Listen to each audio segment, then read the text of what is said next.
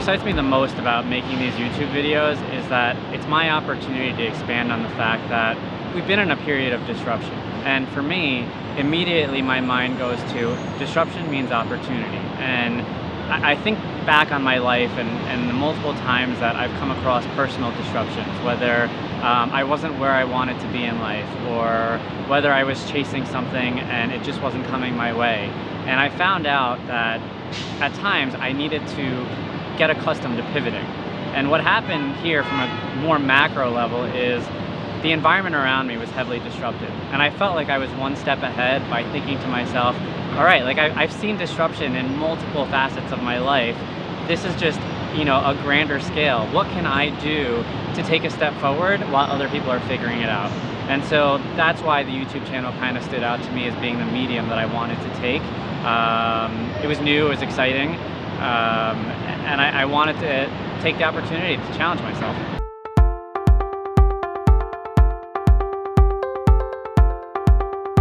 For better or for worse, the way I kind of look back on my life from a retroactive perspective is it's been one obstacle after the next. And then that's one of the things that I really tried to drive home and break barriers, is that it wasn't just one part of my life. It was more so an escalation from, battling cancer as a child to not really fitting in high school because it was my first shot at real life and trying to figure out how to get in there after a 10-year on and off battle. And then getting out of college in the midst of the financial crisis, seeking out employment, fighting my way to get into the financial world and making it into a JP Morgan. And then there was a period where I just didn't feel fulfilled, quite frankly. It was more so all right, I kind of got where I wanted to go in my career, but I wasn't giving anything back to the world or the universe, and I knew that I had more to offer. And for the longest time growing up, I always felt like I had a narrative to share, but it was never the right time to share it. And, now I can look back and I can say with a lot of conviction that the universe has a plan for you. And it was a culmination of life events over the last 5 years or so that allowed me to be sitting here today, knowing that I have a book out there, knowing that I have a purpose and a mission, and really doing my best to see it through.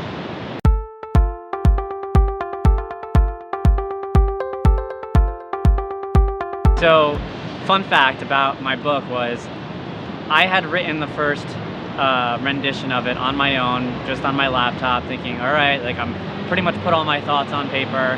And because I didn't know anything about writing a book, I was really humbled once I got into the real process of working with an editor. So my editor looked at what I put out there and he's like, you have a lot of good content. He goes, but it's not telling a story just yet. So he made me do an exercise. After writing 20,000 words already, which was 100 and so pages, he told me, I need you to think of the 40 most critical moments of your life, and I need you to write 1,000 words for each of those moments. So all of a sudden, he was taking me from 20,000 words to 60,000 words, and it was in that exercise that I had to do some deep thinking, because even though I felt like I had a huge narrative and a story to share, thinking of 40 moments of my life that really were meaning some and important to the narrative was a difficult practice. But it was in those moments that I realized small interactions with my father, my sister, my mother throughout my lifetime that kind of played a role in putting together the finishing touches on the story. And it was within those kind of moments that I really got to look back and realize it wasn't necessarily just about the specific moments of, minute battles.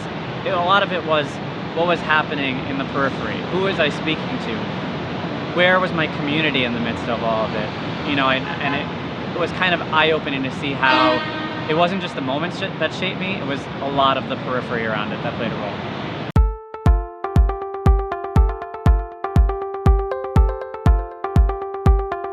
It's funny because I talk about it in the book, and I guess it was a minute detail, but if you paid attention to it, I remembered my very first run with my roommate at the time. I had just kind of got settled into New York. I always thought I was kind of an athlete, but I like sports, but I was never a runner. I didn't really have my footing. I also thought I was just good enough. I didn't think I was ever worthy of being on the same platform as some of the athletes that I work out with today. And so I went out for a run with my roommate at the time, who happens to be my best friend. He was a runner his entire life. And I still remember like it was just yesterday. He had gone on these long runs his entire life. I was just pushing to go a mile. And the way that I kind of saw it was, I'm gonna run as hard as I can, I'm gonna stop, I'm gonna run hard as I can, and I'm gonna stop. And it was that moment where he stopped me that was extremely humbling, that was like, listen, man, like whatever it is you want to accomplish in your life, you can go as slow as you want, but you just can't stop. And it's funny because that advice that was really meant to like get me to like learn how to run long distances transcended everything. And it's something that I held on to for the last 7 years now around how I've navigated a lot of hard pieces of my life. So that's one moment that like I kind of, you know, when I was probably outlining the book, I didn't think about off the bat, but then as I kind of went back on the 40 moments, that's one that I really, really kind of shifted the direction of the book.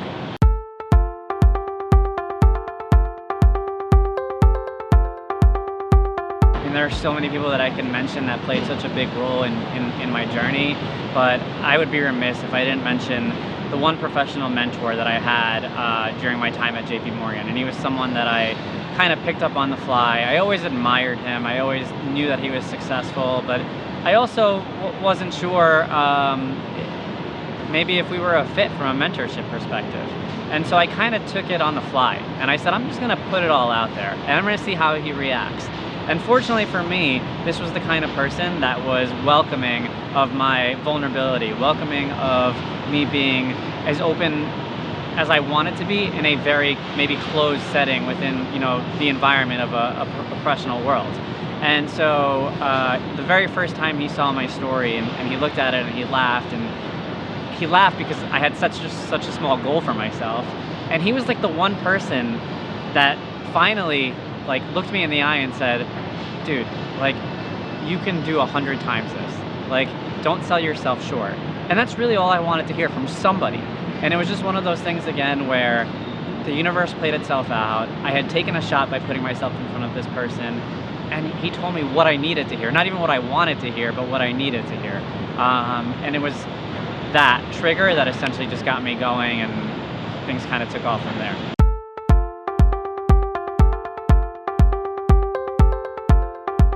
I'm very big on accountability, right? And so I'm always throwing out messages in very visible places because I need to keep myself reminded of what it is that I'm here to do.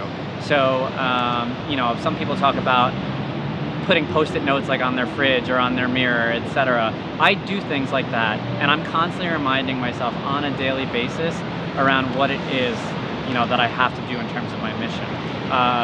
So I have subtle reminders throughout my day. I do put notes on my fridge. I am texting myself all the time because I think it's really important for me to remind myself on a consistent basis. Aside from that, I think it's really important to put things in perspective. I mean, I do have a full-time career outside of the Break Barriers platform, and one of the things that I've really honed in on over the last 2-3 years, whether it was while I was at JP Morgan or now at Salesforce, was really coming to terms with the fact that work is work, but Break Barriers is my mission. And so my heart is always going to be with my mission, and I figured out ways to compartmentalize it too.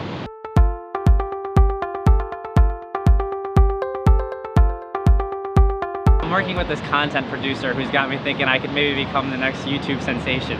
So that would be probably my next big goal. Yeah, no, truthfully, I think that I'm constantly out there to break the mold, right? And so one of the things I do want to do from like a personal perspective is I want to find a synergy between being able to work for a big company and also putting forth a message that I so strongly believe.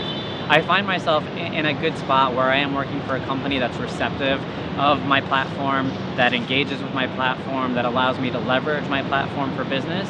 And ultimately, I want to show people out there that whatever it is that you want to accomplish in life, whatever it is that you're passionate about, you can reconcile that with your day-to-day. And so that for me is something that I'm very, very honed in on these days in particular. You know, one of the upsides to the current circumstances within 2020 and COVID is that it's allowed me more time to really focus on marrying those two, whether it's my professional career or my ambitions to reach as many people using this platform.